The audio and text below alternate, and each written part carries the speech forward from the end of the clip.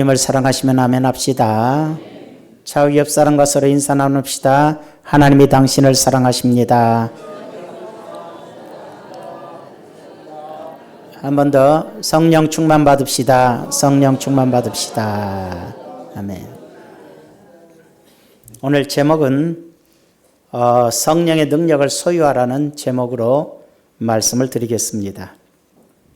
본문의 내용을 살펴보면 예수님께서 부활하시고 부활하신 이후에 제자들에게 나타나셔서 하시는 말씀이 볼지어다 내가 내 아버지께서 약속하신 것을 너희에게 보내리니 너희는 위로부터 능력으로 입혀질 때까지 이 성에 머물라.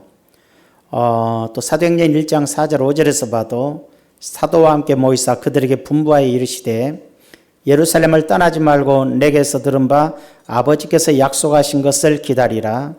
요한은 물로 세례를 베풀었으나 너희는 몇 날이 못되어 성령으로 세례를 받으리라. 너희에게 약속했던 보혜사 성령의 능력이 너희에게 올 때인데 이 능력이 입힐 때까지 너희에게 능력이 임할 때까지 예루살렘에 있어라. 마가의 다락방을 통해서 성령의 권능이 임할 때까지 기다리라는 거죠. 너희들이 과거에는 세례 요한의 를 통해서 물로 세례를 받았지만 이제 너희는 얼마 있지 않으면 하나님께 주신 성령으로 세례를 받을 것이다. 이렇게 얘기를 했어요. 우리가 사람이 살아갈 때 절대로 하나님 없는 인간은 절망의 존재죠. 우리가 큰 소리치고 살고 행복하다고 말을 하지만 사실은 모든 것에 대해서 죽음 앞에서 절망하고 가난 앞에서 절망하고 질병 앞에서 절망할 수밖에 없는 인간의 실제적인 상황을 볼 수가 있는 것입니다. 그러나 복음을 통해서 사람들은 구원을 얻고 성령을 받고 혹은 건강을 얻고 복을 받으며 하나님의 나라를 소망함으로 영적인 구원, 그렇죠. 생활의 구원, 더 나아가서 육신의 구원의 은혜에 이르게 되는 걸 볼 수 있어요. 우리 순복음교회는 오중복음을 믿고 전한다 그랬어요. 중생의 복음, 예수 믿고 구원 얻는 거예요. 천국 가는 거예요. 성령 충만의 복음, 성령과 동행하는 거예요. 신유의 복음, 병든 자가 치료를 받고 건강하게 사는 거예요. 축복의 복음, 가난과 저주를 물리치고 평안과 복을 누리는 생활을 말하는 거예요. 재림의 복음, 불완전한 세상을 하나님께서 예수님이 재림하셔서 온전한 세상으로 만들어주시고 믿지 않는 자들에게는 심판을, 믿는 자들에게는 부활의 은총으로 역사하는 시간, 예수님의 재림의 복음을 믿는 거예요. 그래서 지난 시간에는 첫 번째 문제인 구원의 복음을 증거했어요. 삼중 구원이라 해서 증거를 했어요. 오늘은 이제 오중 복음에서 두 번째로 성령의 충만의 복음, 성령의 능력의 복음을 우리가 듣게 돼요. 자, 사람은 누구나 자신의 한계를 넘지 못해요. 사람이 어떻게 자기의 한계를 넘겠어요? 누구나 다 무슨 일을 하다가 내 힘으로 안 되는 것에 대해서 부딪혀요. 그렇게 큰 소리 치는 사람들도 병이 걸려서 죽게 되면 그걸 넘어설 수가 없어요. 그렇게 잘 나가던 사람도 재산이 무너지고 망해버리면 한계를 느끼게 되는 거예요. 나 힘으로는 안 되는구나. 어떡하냐. 그래서 이런 한계를 넘어서지 못할 때 사람들은 인생을 포기하기도 하고 혹은 무능력자가 되어 노숙인이 되기도 하고 아니면 무의도식에서 이웃과 형제 친척에게 피해를 주기도 하고 정말로 그런 사람이 많이 있는 걸 봐요. 우리도 예배를 드리고 유튜브를 하면 자꾸 거기에 누가 써요. 저는 누굽니다. 계좌번호를 적어놓고 오늘 또 밥을 굶었습니다. 10,000원만 보내주세요. 막 그런 사람 있고 어떤 사람 편지가 와요. 저는 무슨 어느 교도소에 있습니다. 좀 도와주세요. 교도소에서 밥 먹여주는데 지가 왜 내한테 보내는 거예요? 그런 사람들도 있고 그러는데 이런 사람들이 되셔야 되겠습니까? 이 사람 또 오늘 예배 드릴지 모르겠네. 정말 듣고 은혜 받으면 좋지만 듣고 돈 뜯어가려고 그러면 곤란하죠. 하나님과 상관이 없는 거예요. 자, 이처럼 자꾸만 이웃에게 피해를 주거나 자신의 한계를 스스로가 넘어선, 자기 인생은 자기가 책임지는 거지 그 누구도 책임져 주지 않아요.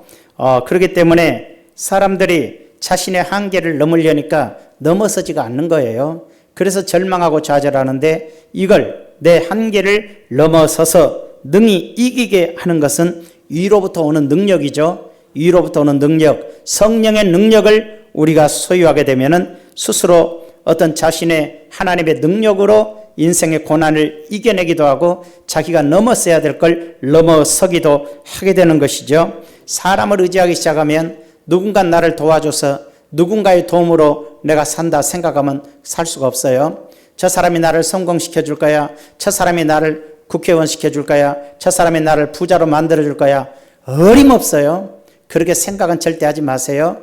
해줄 것 같이 말하지만 결국은 그 사람을 이용해서 자기가 성공하거나 자기가 높아지는 것이지, 자기를 희생하면서 성공시켜 줄 사람은, 잘되게 해줄 사람은 미안하지만 세상에 없어요.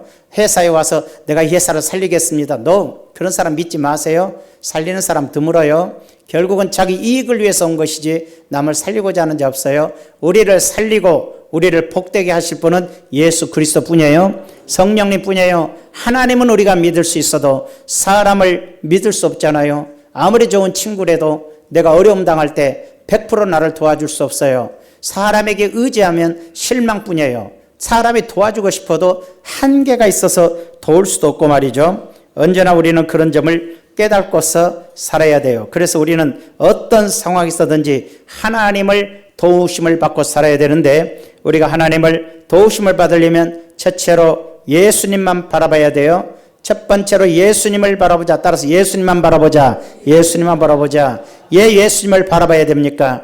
예수께서 나와 말씀하여 이르시되 하늘과 땅의 모든 권세를 다 내게 주셨으니, 하늘과 땅의 모든 권세가 예수님에게 하나님이 주셨으니까 우리는 예수님을 바라볼 때 우리가 이 세상에서 승리할 수 있는 은혜와 권세를 주님으로부터 받을 수가 있기 때문에 예수님을 바라보고 살아야 되죠. 돈을 목적으로 사는 사람은 돈만 바라보고, 권세를 목적으로 바라는 사람은 권세만 바라보게 되고, 이 땅에서 자기 이름 날리고 싶은 사람은 명예만 바라보게 되지만, 우리는 모든 걸 가지시는 예수 그리스도를 바라보고 주님이 주신 능력으로 살아갈 때에 승리가 있어요. 시편 121편에 내가 산을 향하여 눈을 들리라, 나의 도움이 어디서 올까?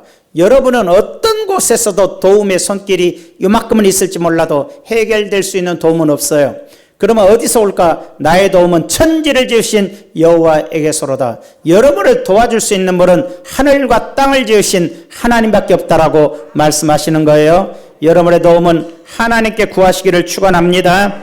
우리는 바로 하나님을 통해서 도움을 받을 수 있어요.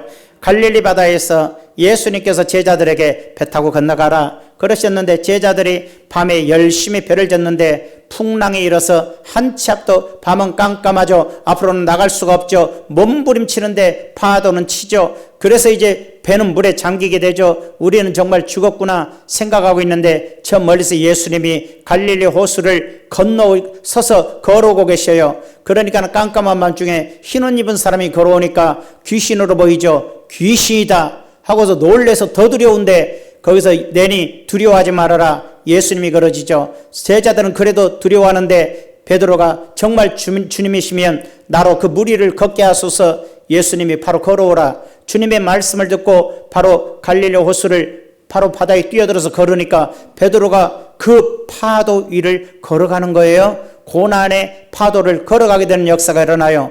걸어가고 주님을 바라보고 걸어가는데 갑자기 파도가 확 밀려오니까는 파도를 쳐다보니까 물속에 쑥 빠져버리고 말죠. 그래서 나 좀 살려주세요 그러니까 예수님께서 손을 잡아 일으켜 배에 앉히고 하는 얘기가 믿음이 적은 자여 어찌하여 의심했느냐, 이렇게 말을 하게 되죠. 무엇을 말합니까? 우리에게 인생에는 항상 제자들이 무슨 죄 졌습니까? 제자들이 예수님의 말씀에 순종해서 갔잖아요. 그런데 풍랑을 만났잖아요. 우리가 인생 살아가다 보면 하나님의 뜻대로 산다 해도 여러분의 인생에 까닭없는 풍랑이 몰려오게 돼 있어요. 생각지 않는 고난이 확 밀려온다 이 말이에요, 여러분 인생에. 그랬을 때 누가 다가와요? 곁에 예수님이 계신 걸 봐요. 그때 주님을 바라보고 걸어가면 고난을 딛고 가게 되는 것인데, 바로 베드로가 주님 바라보면서 걸어갈 때는 풍랑이를 걸어가는 역사가 일어났는데 옆에서 일어나는 파도를 바라보자마자 물속에 빠져버려요. 고난, 가난과 저주, 어려움, 고통의 문제를 속에 쳐다보게 되고 주님을 바라봐야 되는데 내 주어진 환경, 여건에만 집착하니까 그 물속에 빠져서 죽는 거예요. 믿음이란 뭐냐? 어떤 어려움과 고난 속에서도 주님을 바라보는 게 믿음이에요. 그 믿음으로만이 우리가 풍랑위를 걸어가는 역사가 일어나게 돼요. 주님과 함께 할 때만이 배 위로 올라가서 바로 구원을 받는 역사가 일어나는 것이죠. 우리는 이런 점을 생각해야 돼요. 까닭없는 풍랑이 몰려오지만은 그 뭘까요? 이 풍랑 속에서 이 세상 살아가면서 이제 그만 세상 그만 바라보고 주님을 바라보고 살으라고 풍랑이 오는 거예요. 풍랑 속에서 고난을 겪고 어려움을 겪으면서 우리가 주님만 바라봐야 되는 신앙을 일깨워주기 위해서 예수님께서 풍랑을 주시고 주님을 바라보게 하시고 주님을 바라보지 않는 자들에게 믿음이 없는 자여 왜 의심하느냐고 바로 배로 올려주는 것을 발견하게 되는 거예요. 주님을 바라보게 되면 어떠한 풍랑도 발로 딛고 걸어가서 승리하게 되지만은 주님을 바라보지 않고 계속 풍랑 속에서 죽겠니 살겠니 하면 죽을 수밖에 없어요. 여러분, 풍랑에 집착하면 풍랑으로 끝나지만은 주님을 바라보면 풍랑은 사라져버려요. 그래서 성경에 보니까 뭐라 그랬어요? 32절에 뭐라 그랬어요? 배에 함께 오름에 바람이 그치는지라. 주님과 함께 하니까 풍랑이 사라져버리는 거예요. 여러분의 인생의 풍랑이 멈춰지기를 원한다면 주님과 함께 하세요. 성령과 함께 하세요. 내 안에 성령을 모시고 그 성령님의 뜻에 따라 순종하고 살아가면 여러분의 인생에 다가오고 있는 이 고난의 풍랑은 일순간에 사라지지만은 여러분이 자꾸 이 환경에 대해서 매이고 환경에 대해서 얽매이고 환경에 대해서 고난하고 환경에 대해서 원망하면 그 풍랑 속에서 죽을 수밖에 없어요. 자, 그 다음에 우리가 해야 될 게 뭘까요? 성령의 충만을 받아야 합니다.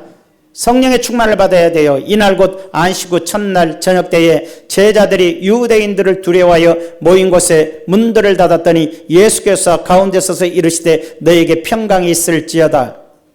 이 말씀을 하시고 손과 옆구리를 보이시니 제자들이 주를 보고 기뻐하더라. 예수께서 또 이르시되 너희에게 평강이 있을지어다. 아버지께서 나를 보내신 것 같이 나도 너희를 보내노라.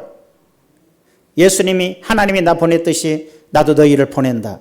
이 말씀을 하시고 그들에게 향하여 숨을 내쉬며 이르시되 성령을 받아라. 내가 너희를 보낸다. 근데 어떻게 가라? 성령을 받아라. 성령 받고 가라. 여러분이 예수 믿게 됐습니까? 신앙생활 하십니까? 인생을 살아가십니까? 성령 받고 인생을 시작하라. 성령을 받고 나서 이 세상을 살아가라. 성령과 함께 동행하라. 그것만이 승리의 길이란 걸 알려주고 있는 거죠. 너희가 누구의 죄든지 사하면 사해질 것이요 누구의 죄든지 그대로 두면 그대로 있으리라 하시니라. 여러분, 이 말이 무슨 말일까요? 여러분이 성령의 권능에 충만하면 아무도 여러분을 건들지를 못해요. 사람들이 여러분을 건들고 여러분을 고통스럽게 한다면 여러분이 그 사람의 죄를 사하면 사해지지만 여러분이 그들의 죄를 용서하지 않으면 하나님이 그들의 죄를 용서하지 않을 거라고. 누구에게? 성령과 함께하는 사람들이. 성령과 함께하는 사람들이 건다니. 그래서 건들지 말아야 될 사람이 누구냐면 성령 충만한 사람 건들면 안 돼. 자기가 죽는 거예요, 자기가. 성령 충만한 장로님 건들면 죽는 일 생기고 성령 충만한 권사님 욕하고 다니면 자기가 망하고 성령 충만한 목사님 건들면 아마 지옥으로 떨어질 수도 있어요. 성령 충만한 사람은 건드는 게 아니에요. 그러니까 아이고 성령 좀 이렇게 살지 말고 여러분이 좀 성령 충만하자는 얘기예요. 내가 성령 충만해야 되는 거야. 꼭 보면 그래요. 어디 가서 은혜 받을까? 어디 가서 은혜를 받아? 어디 가서 어디가 성령 충만? 그러지 마. 여러분이 성령 충만해야지. 야, 저기가 성령 충만하다. 불죄로 다니지 마. 불죄로. 불을 받아야지. 성령의 불을 받아. 내가 성령의 불이 내 안에 있어야지. 저 사람이 성령 충만하고 옆에서 뜨뜨떠다 이래 참 소용이 없는 거라. 저 사람 복 받았대. 저 사람이 복 받으면 뭐하냐고. 여러분이 받아야지. 저 사람이 주님을 만났대. 저 사람이 주님 만나게 뭔 상관이야. 여러분이 주님을 만나야지. 다른 교회 부흥해. 다른 교회가 부흥하면 못해. 우리 교회가 부흥해야지. 아니 자꾸만 종속적인 인간이 되려고 그래요. 주체적인 사람이 돼야지. 교만이 아니라 영적으로는 내가야. 네가가 아니라 내가라고. 내가 성령 충만 받아야 되고, 내가 축복 받아야 되고, 내가 능력을 받아야 되고, 내가 권능을 받고, 내가 성령의 권능을 불을 받아야지. 내가 복을 받아야 되지.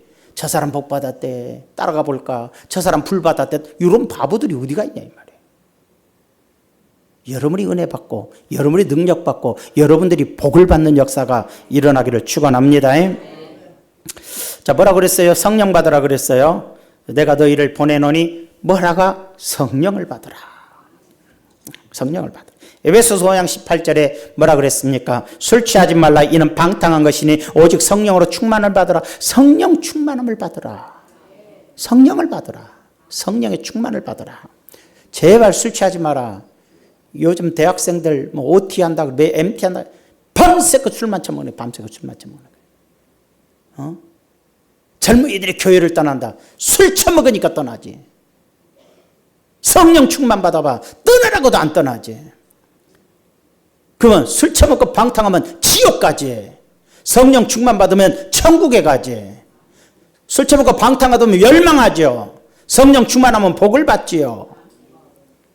왜 이렇게 좋은 것을 택할 줄 모르고 어리석은 것을 택해서 살아가는 세상이 되었는지 모르는데, 이 자리에 계신 여러분들도 성령 충만 받으시기를 바랍니다. 술 먹지 말아야 됩니다. 술 먹지 말아야 됩니다. 사도행전 1장 4, 5절에 뭐라 그랬습니까? 사도와 함께 모이사 그들에게 분부하여 이르시되 예루살렘을 떠나지 말고 인생 살아가는 데 있어서 내게서 들은 바 아버지께서 약속하신 것을 기다리라. 아버지께서 약속하신 건 성령이에요. 요한은 물론 세례를 베풀었으나 너희는 몇 날이 못되어 성령으로 세례를 받으리라 하셨느니라. 인생 살아가는데 성령 받고 인생 시작해라.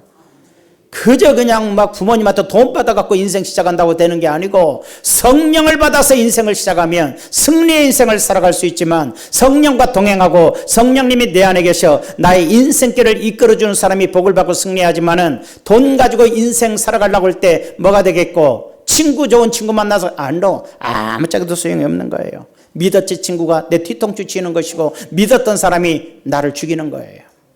그렇게 사랑한다고 말했던 사람이 부부지간에도 부인이 남편 독살시키고 혹은 남편이 목 잘라 죽이고 이런 일이 비일비재하는 게 뭐예요? 믿었던 사람이 그런 거 아니에요. 사람을 믿을 수 있는 것이 아니라 하나님을 믿는 거예요. 하나님을 믿고 성령과 동행하면 인생의 실패가 없고, 성경과 동행하면 고난을 능히 이길 수가 있는 거예요.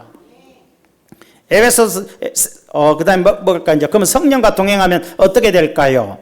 요한복음 14장 25절 26절에 보니까 뭐라 그랬어요? 내가 아직 너희와 함께,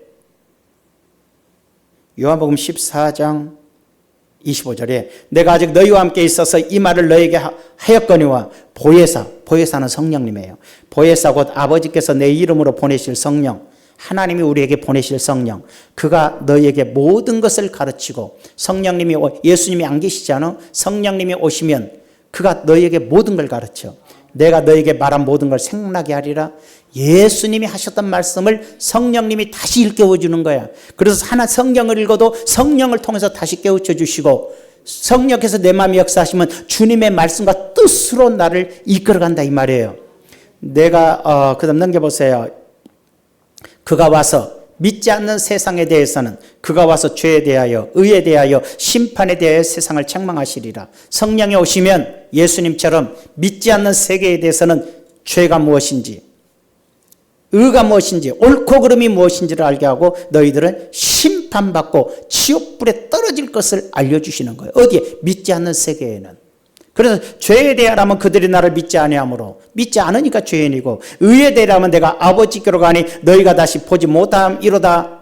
의에 대해서는 하나님과 예수님이 하나시죠. 심판에 대하라면 이 세상 임금이 심판을 받았습니다. 세상이 심판받을 것을 말해주는 것이 성령이 이 세상을 향한 것이고, 우리 믿는 자에게는 내가 아직도 너희에게 이를 것이 많으니 지금은 너희가 감당하지 못하리라.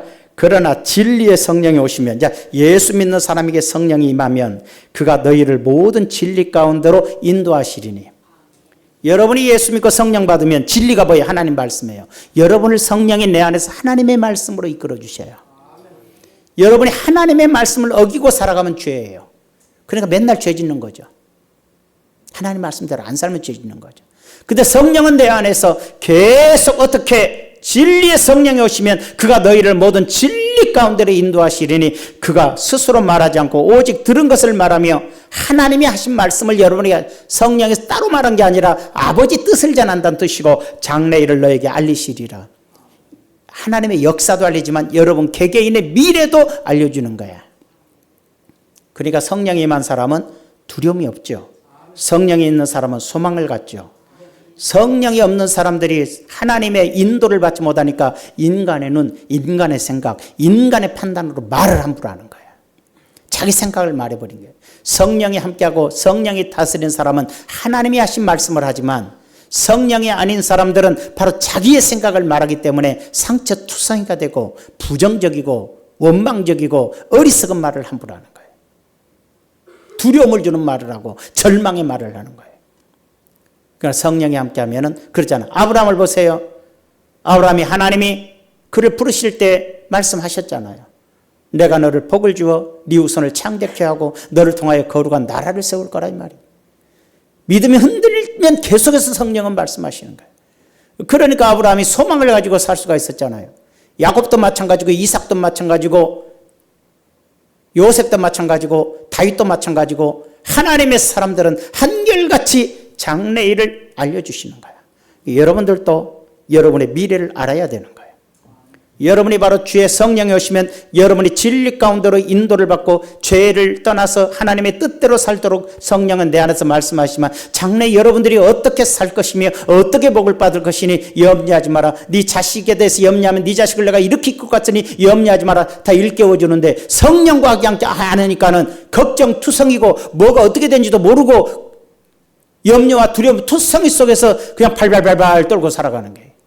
예수님의 제자들이 예수님이 십자가에 돌아가셔 버리니까는 무서워서 다 숨어가고 문 잠그고 있듯이 꼭 우리가 성령과 함께 하지만 믿기는 믿는데 두려워서 발발 떨고 인생을 살아간 것 같아요.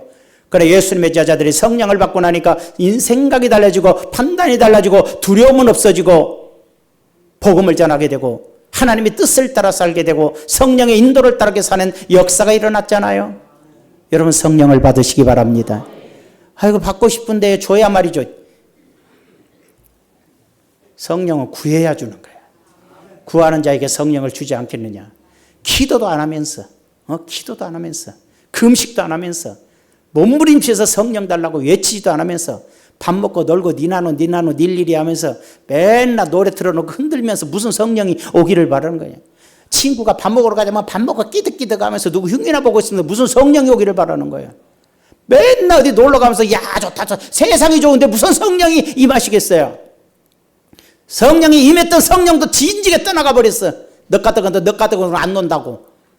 네 마음은 세상으로 가득 찼으니 내가 네 안에 있을 수 없다. 성령이 소멸해버리고 나는 성령 받았어서 나 옛날에 방언도 했어서 지금도 따다다 하기는 해. 근데 은혜는 없어요. 방언의 소리는 외쳐지는데 능력은 없어. 소리만 있어요. 왜 그런지 알아요? 성령의 능력이 소멸됐어요. 그래서 다시 성령의 충만을 받으라고 얘기하는 거예요. 전 세계가 지금 성령의 능력이 상실되고 있어요.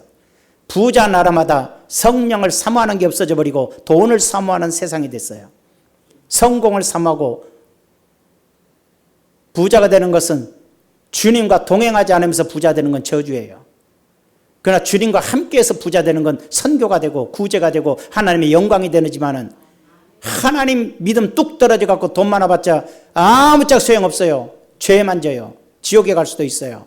그러나 주님 안에서 성령과 동행하여 복을 받으면 잘되고 영통하면 목숨을 걸어 선교하고 이웃을 사랑하고 하나님의 영광을 위한 삶이 되는 역사가 일어나. 왜? 성령은 우리를 진리 가운데로 인도해 주시니까.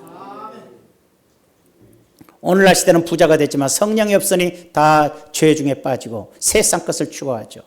그러나 가난한 나라마다 어려운 나라마다 성령이 그곳에 역사하기 시작하면서 필리핀에도 어마어마한 교회가 탄생하고 수만 명이 모이기 시작하고 그거는 천주교만 다니지 교회 다니는 사람이 거의 없었거든요.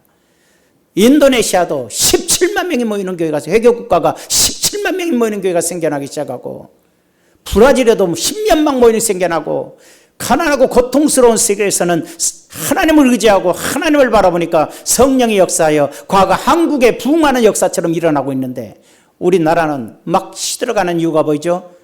잘 먹고 잘 사니까, 잘 먹고 잘 산 게 죄가 아니라 잘 먹고 잘 사니까 세상 죄악에 빠져버리고 세상 것을 좋아하게 되고 성령과 동행할 마음을 잃어버리니까 다 세상 사람 되어 겉으로는 성령의 사람이라고 말하지만 속으로는 성령이 존재하지도 않는 그런 불쌍한 인간으로 전락한 것이 부자 나라들이에요. 유럽 사회가 2000년 동안 기독교의 역사를 가지고 살아왔지만 한번 볼까요? 기독교의 젊은이들 보세요. 교회 나간 사람 하나도 없어요. 동성연애 아니면은 한 여자가 남편 둘 거리고 살면서 이 남자한테 연하고 그 한 집에서 셋이 살고요. 비참한 일들이, 이건 사람들이 아니에요. 동물만도 못한 무서운 짐승과 같이 전락하는 일들이 일어나는 거예요. 왜 이렇게 될까요? 이미 성령이 존재하잖아요. 잘 먹고 잘 살게 되면 인간은 쾌락을 추구하고 죄악을 추구하고 성을 추구하고 악을 추구하는 무서운 결과를 초래한다는 걸 알 수가 있잖아요. 그렇게 뜨거웠던 나라들, 그렇게 복음의 역사를 이룬 나라들이 잘 먹고 잘 살게 되면서 성령 기도하지 아니하고 성령을 상실하면서 얼마나 무서운 죄악과 심판을 기다리고 있는지 모르잖아요. 성령의 역사는 가난한 나라들, 병들어 고통당하는 세계로 지금 찾아가서 수십만 명이 모이는 교회들이 생겨나고 있는 거예요.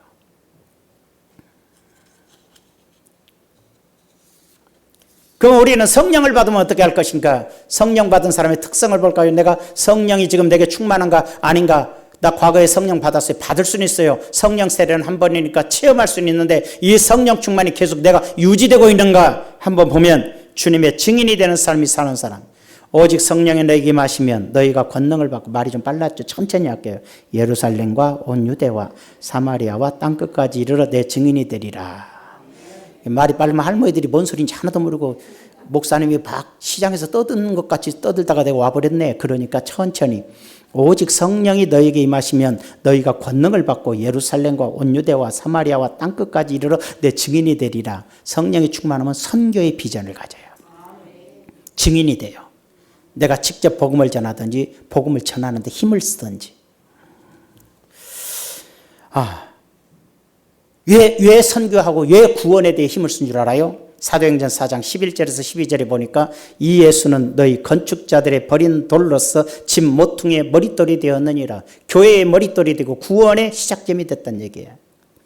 성령을 받으면 하나 깨달아진 게 있어요. 뭘 깨달아져요? 다른 이로서는 구원을 받을 수 없나니 천하 사람 중에 구원을 받을 만한 다른 이름을 우리에게 주신 일이 없습니다. 성령을 받으면 예수님만이 구원자인 게 믿어져요. 그러니까 구원받지 못한 사람들에게 복음을 전하게 돼요. 예수 믿으면서도 예수 믿는 목사, 예수 믿는 장로님들이 한다는 소리가 뭐라 그래요? 종교는 같아요. 모든 종교는 같다고 말한 사람들이 자유주의 목사들이에요. 신학자들이고. 예수 안 믿는 사람들에게 이제 그렇게 됐지만은 그걸 어디서 나온 얘기냐? 기독교에서 나온 얘기야. 성령이 떠난 사람들은 모든 종교가 같아요. 성령을 잃어버린 사람은 구원이라는 것을 깨닫지를 못해요. 하나님의 말씀을 어겨요. 다른 이로서는 구원을 받을 수 없어요. 천하 사람 중에 구원받을 만 다른 이름을 우리에게 주신 일이 없어요. 예수 그리스도만이 우리에게 구원자이심을 약속했고 구원을 허락하시는 거예요. 그러니까 성령 받은 사람은 복음을 전해요. 성령의 충만함 했던 사람이 성령 충만을 잃어버리면 어떻게 되느냐? 남편이 교회 안 나와요. 교회 가야지 말은 해요. 근데 그 영혼 구원받아야지는 별로 관심이 없어요. 여보 돈 좀 벌어왔어? 돈 얘기예요. 자식이 구원받았는지 안 받았는지 관심이 없어요. 그것 때문에 몸부림치지 않아요. 너 돈 잘 버냐? 예, 잘 버네. 목사님이 그래요. 아들은 요즘 잘 지내요? 돈 잘 벌고 있어요. 그거 신나요. 돈이 그 자식을 죽이고 있다는 건 꿈에도 몰라요. 왜? 내게서 성령의 능력이 상실됐기 때문에 나는 돈의 노예가 되어 있고 인생의 목표가 돈이 되어 있는데 자기는 성령 충만한 줄 알고 있어요. 이것이 얼마나 무섭습니까? 자기는 지금 성령 충만한 줄 알고 있어요. 자기는 이미 돈의 노예가 되어 있고 세상의 노예가 되어 있고 마귀에게 속고 사람들의 영혼에 대해 관심도 없고 내 가족들의 영혼에도 관심이 다 사라졌음에도 불구하고 내가 성령의 충만함으로 살고 있다고 무섭게 마귀에게 속고 있어요. 성령 충만한 사람의 특성은 돈이 전부가 아니에요. 네가 구원 받았냐 못 받았냐. 그 어떤 것으로도 구원받을 수 없다. 그리고 영혼에 대한 사랑, 복음의 증인이 되어 땅끝까지 복음을 전하는데, 아니 자기 집안 식구들한테도 안 전하면서 무슨 땅끝은 얘기를 하는 거예요 지금. 여러분 자식들이 주일 성수 못하는 직장 다니고 있으면 당장 돈 안 벌어봐도 되니까 때려치게 하세요. 그게 예수 믿는 사람이에요. 신앙생활도 못하게 만드는 직장 다니면서 우리 자식 좋은 직장 다닌다고 말하지 마세요. 가장 나쁜 직업을 가지고 있는 거 아니에요. 그것도 깨닫지도 못한 사람이 무슨 성령의 사람이고, 그것도 깨닫지 못한 사람이 어떻게 구원의 사람이라고 함부로 말할 수 있을까요? 성령의 사람들은 구원의 문제에 예민한 사람들이에요. 돈에 민감하니까 구원에 관심이 없는 거죠. 목사님 성령 충만 받고 싶은데요, 구하는 자에게 주시는 거예요. 구하는 자에게. 저 구했어요. 어떻게 해요? 달라고 그랬어요. 그거 말고 보찜 싸갖고 기도원에 가서 열흘을 금식하면서 기도하세요. 아니면 새벽 40일 작정 기도하면서 몸부림치면서 나에게 성령 달라고 부르짖어 보세요. 간절하지 않고서는 안 되잖아요. 근데 왜 기도하지 않을까요? 편하거든요. 살만한데 뭔 기도가 나오겠어요? 집에 있을 것 다 있고 없는 것 없고 원하면 다 살 수 있고 놀라면 놀 수 있고, 이런 세상에 무슨 기도하고 싶겠어요? 하나님 말씀이 귀찮아요. 왜 자꾸 저렇게 살으라 그러나? 이게 바로 하나님의 은혜와 능력을 상실한 자들의 비참한 모습들이잖아요. 사도행전 5장 42절에 뭐라 그랬습니까? 그들이 날마다 성전에 있든지 집에 있든지 예수는 그리스도라 가르치고 그리고 전도하기를 그치지 아니하니라. 성령의 능력을 받은 사람은 예수님을 그리스도라고 전하고 많은 사람에게 전도하기를 그치지 않는다 그랬어요. 전도하는 사람들이에요. 예수 안 믿는 사람 보면 마음이 아파서 예수 믿어야 돼요.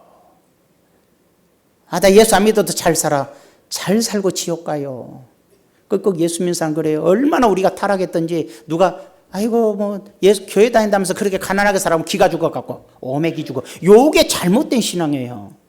나는 가난하지만 천국 가요. 당신은 부자지만은 지옥 가요.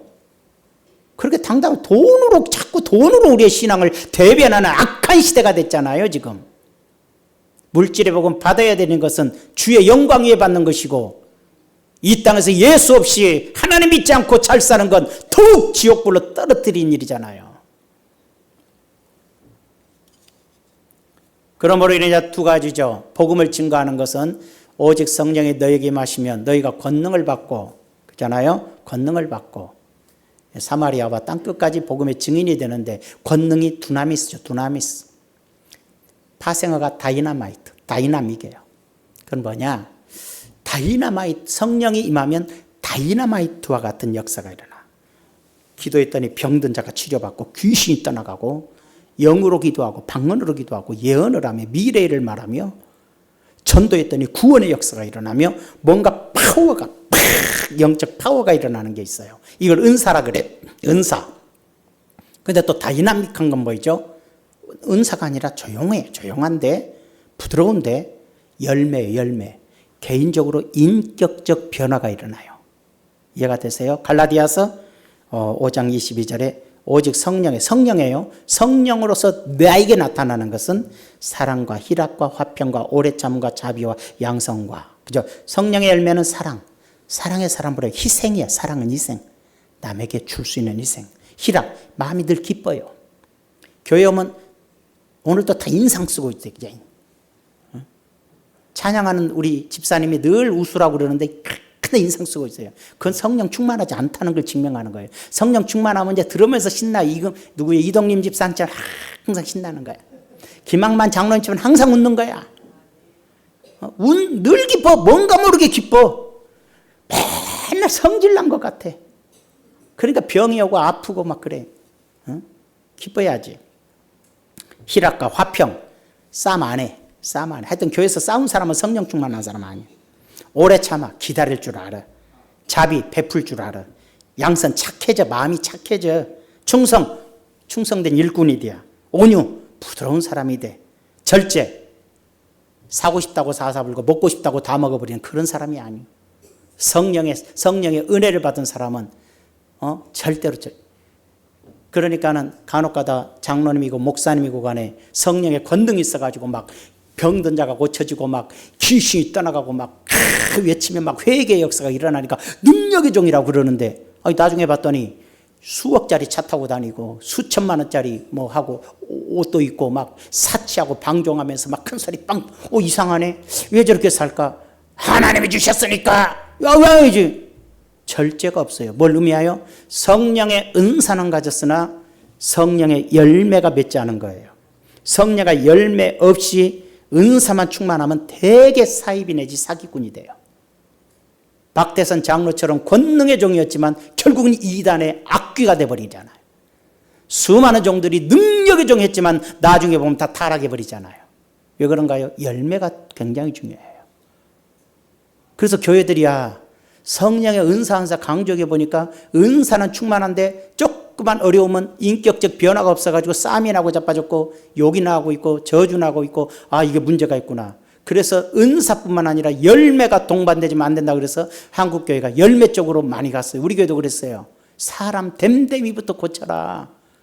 사람 됨됨이부터 고쳐야지. 능력 있네 뭔 소리 좀 하지 마라. 그래놓고 사는 것은 도둑질이 나고 강도질 나고 욕이 나고 저주 나고 자빠졌으면 그게 무슨 소용이냐 이 말이에요. 그래서 열매를 강조하고 사람답게 사는 것을 외치기 시작했어요. 그동안 한 1년 외쳤더니 다 죽으려고 그래 우리 교인들이 이제. 그래서 이제 은사를 외치는 거 제가 이제 많이 변했겠구나. 못된 짓 안 하겠구나. 이제는 은사를 받아서 전도하세요. 은사를 받아서 능력을 행하세요. 권능을 행하세요. 이래야 돼요. 절제할 수 있어야죠. 쓰고 싶다고 다 써버리고 먹고 싶다고 다 먹어버리고 절제가 없으면 이제 집안 망해요. 집안이 망한다고. 절제가 없으면. 응? 있으면 있는 만큼만 갖고 살아야지. 몸이 약하면 약한 만큼만 걸어야지. 할아버지들이 건강하겠다고 몸도 약한 사람이 젊은이처럼 뛰었다가 그 다음날 죽어버려요. 절제할 줄 알아야지. 24절에 그리스도 예수의 사람들은 정말 예수의 사람들은 육체와 함께 몸과 함께 그 정욕과 탐심을 십자가에 못 박았느니라. 십자가에 못 박아. 죄는 십자가에 못 박아버리고 예수 안에서 살아가는 거예요. 이게 성령의 능력은 성령의 열매와 성령의 은사로서 나타나죠.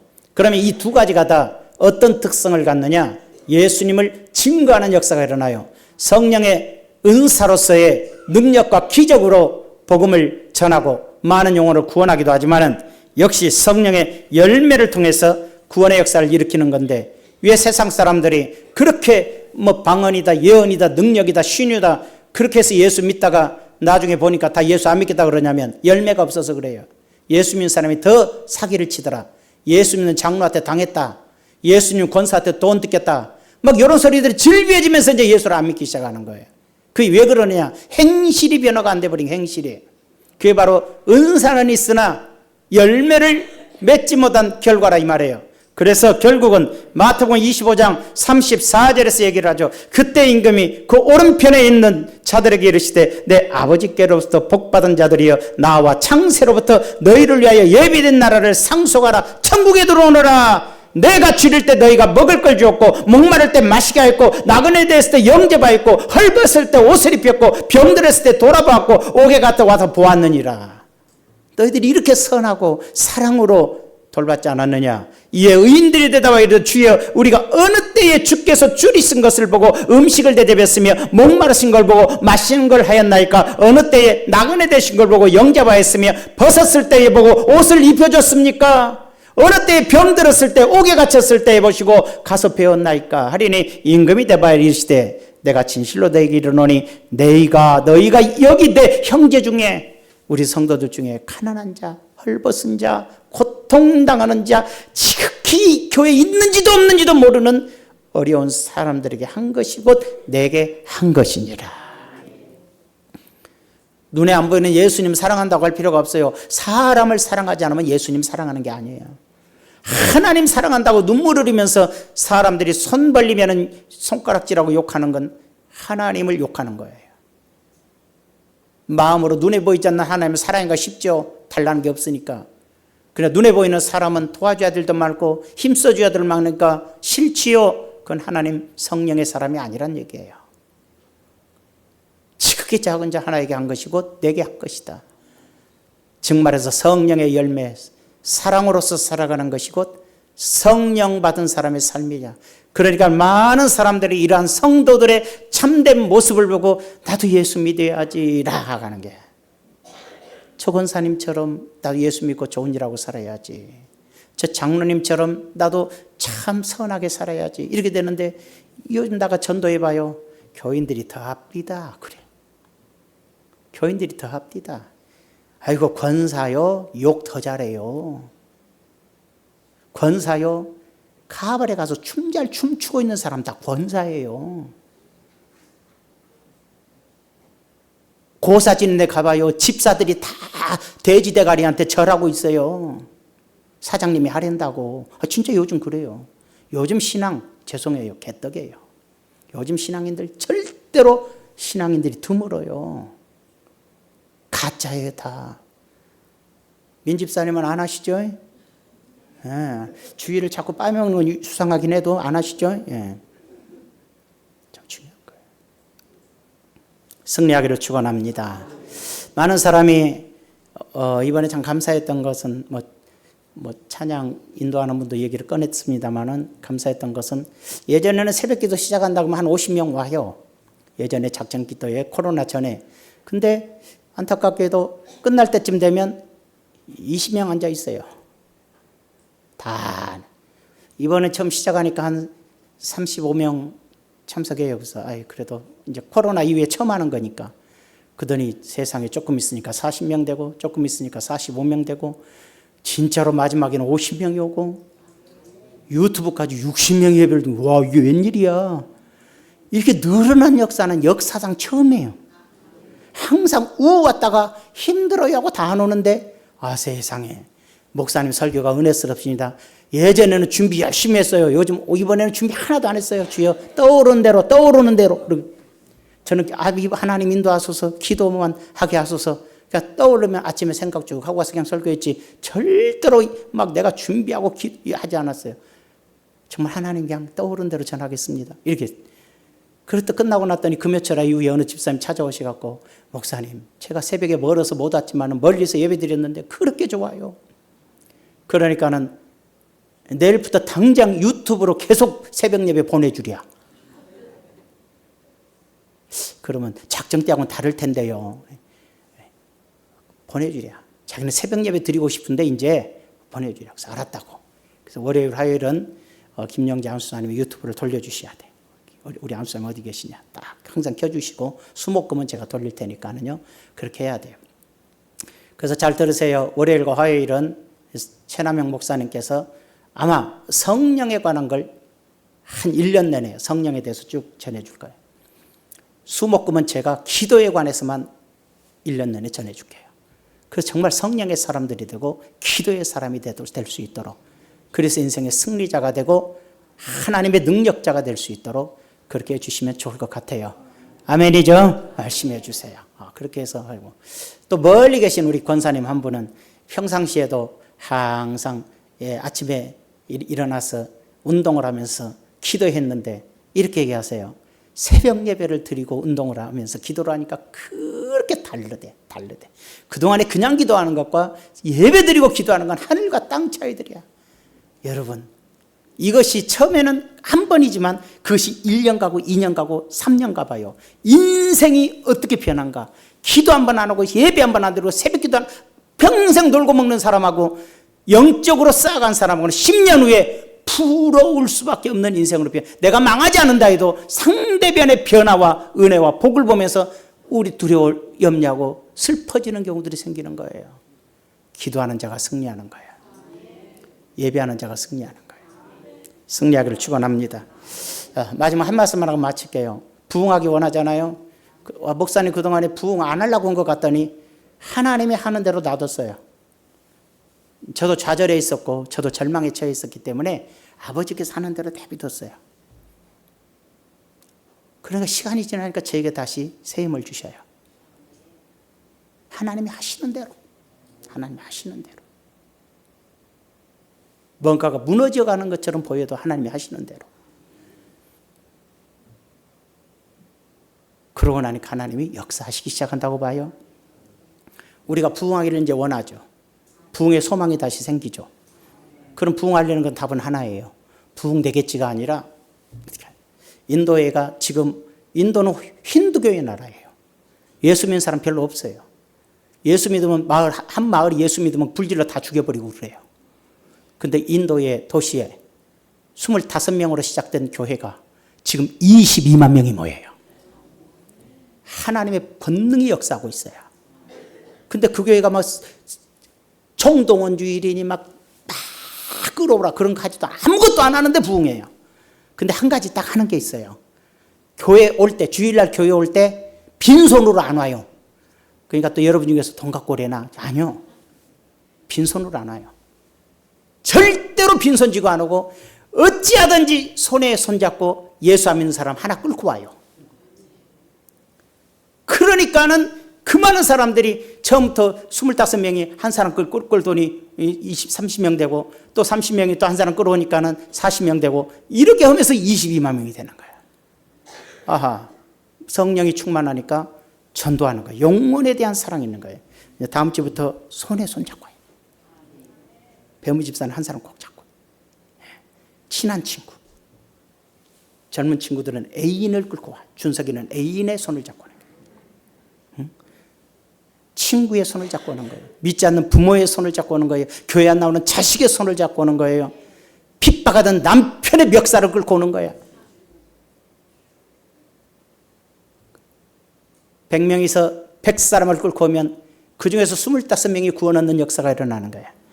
대개 45명이 25%가 구원받는 것이 통계적이에요.